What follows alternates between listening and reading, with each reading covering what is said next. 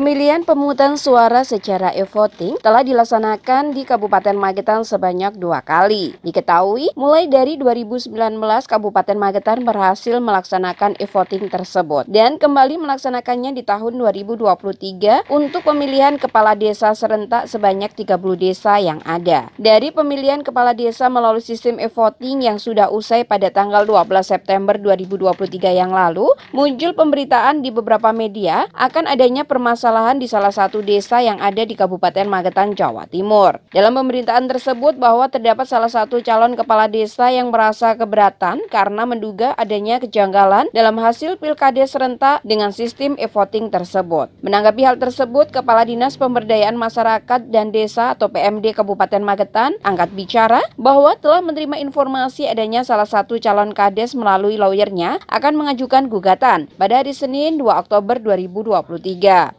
Pihaknya telah mendapatkan informasi akan adanya salah satu calon kades melalui lawyernya akan mengajukan gugatan dan sampai saat ini yang diketahui itu masih proses somasi. Kemudian pihaknya telah melakukan komunikasi dengan Camat Nguntaronadi akan somasi tersebut dan somasi itu kan pertanyaan yang harus diberikan penjelasan. Begini, saya sudah mendapatkan informasi bahwa salah satu calon itu melalui lawyernya itu akan mengajukan gugatan. Sampai saat ini yang saya tahu masih somasi ya, somasi. Kemudian saya komunikasi dengan camat. Somasi itu kan pertanyaan yang harus diberikan penjelasan. Kemudian kemarin saya sampaikan itu. Nah, sekarang kita ke substansinya, Mas.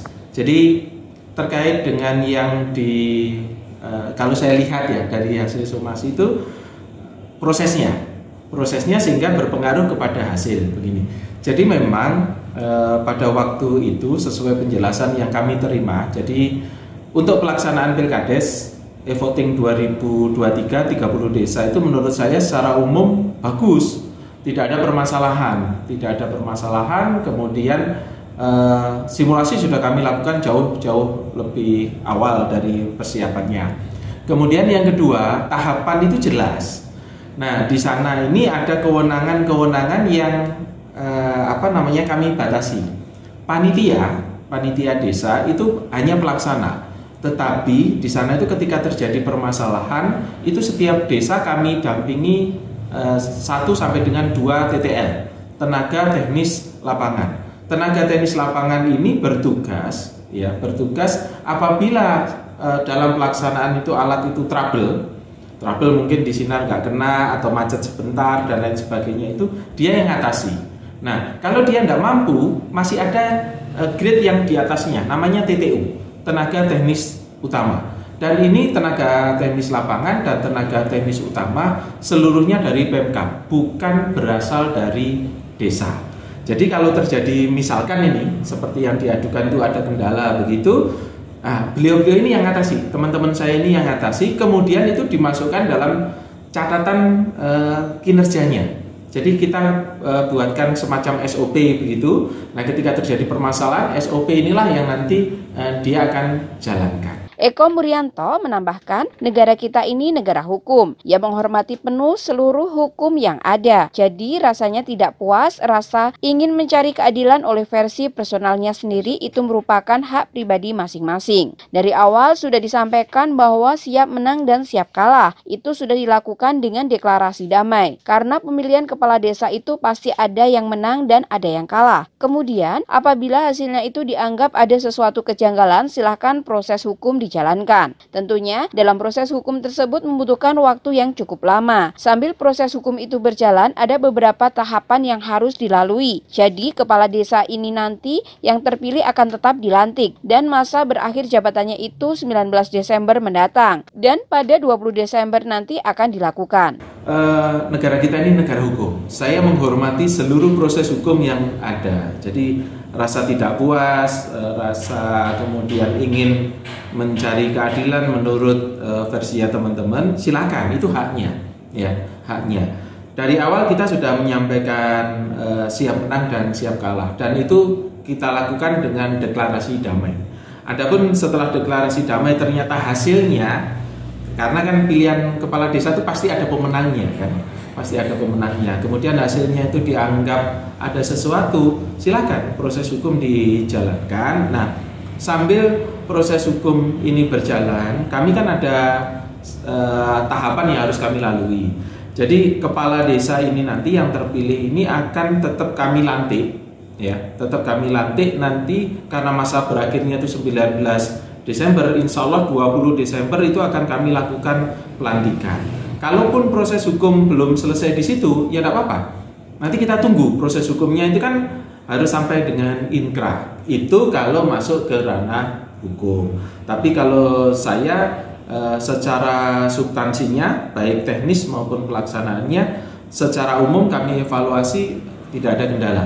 Ditanya soal pelaksanaan e-voting di 30 desa yang telah usai, Kepala Dinas PMD menuturkan sangat tersentuh akan antusias masyarakat yang berdatangan untuk memilih calon pilihannya, dan utamanya bagi para pengamanan yang ada di tiap desa. Eko menjelaskan, teman-teman pengamanan utamanya sangat berterima kasih dengan adanya pemilihan sistem e-voting tersebut, yang mana sangat mudah dan sangat mempercepat pelaksanaan pemilihan. Eko Muryanto selaku pemangku pelaksana sangat bangga dengan diadakannya pemilihan menggunakan sistem e-voting. Ia menuturkan niat Bupati untuk mensukseskan penyelenggaraan e-voting itu terbukti di Kabupaten Magetan, Jawa Timur. Kepala Dinas PMD berpesan kepada masyarakat di Kabupaten Magetan bahwa e-voting ini bukanlah hal yang baru. Kabupaten Magetan sudah 2 kali menyelenggarakan e-voting dan nantinya akan dilakukan e-voting lagi ke depannya di tahun 2025 kalau aturannya tidak berubah.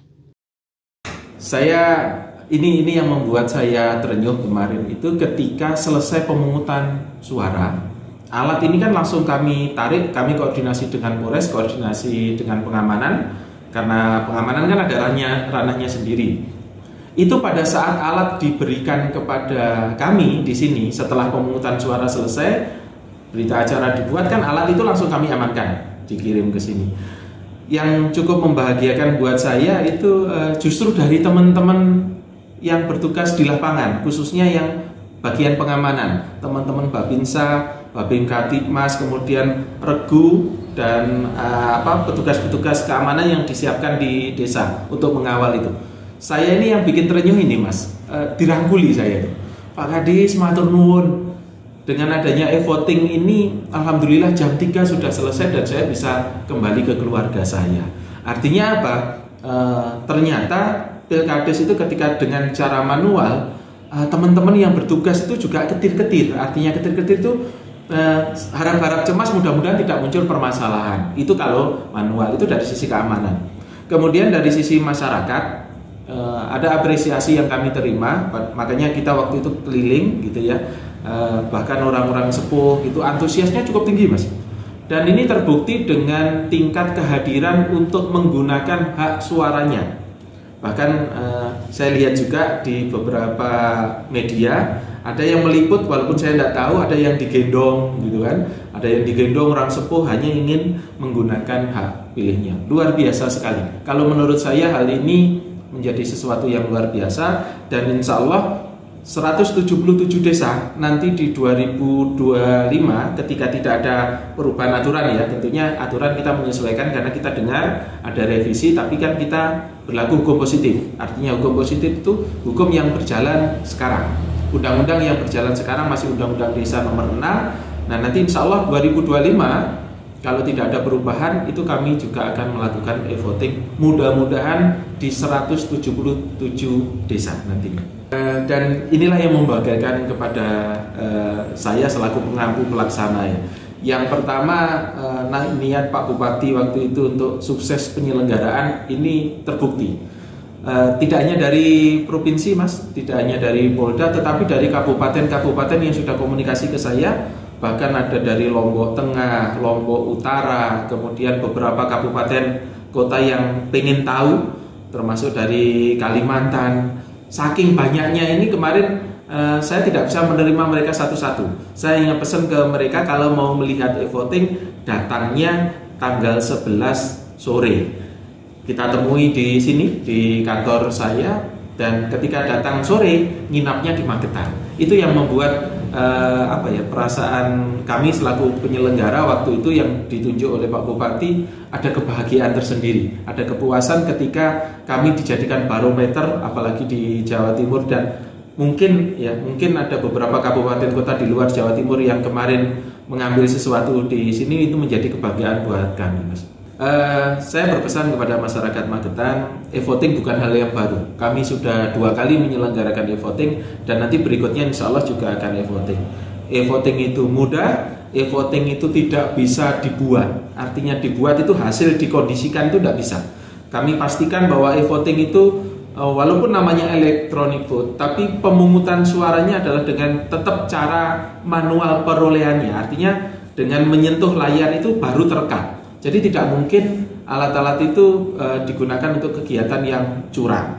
Dan kepada masyarakat, saya juga berharap apa yang sudah kita raih ini, saya mohon dukungan dan kerjasamanya, tidak mulai dari nol. Artinya yang sudah 2 kali kita lakukan di 19, di 23, insya Allah nanti akan kita lanjutkan di periode berikutnya.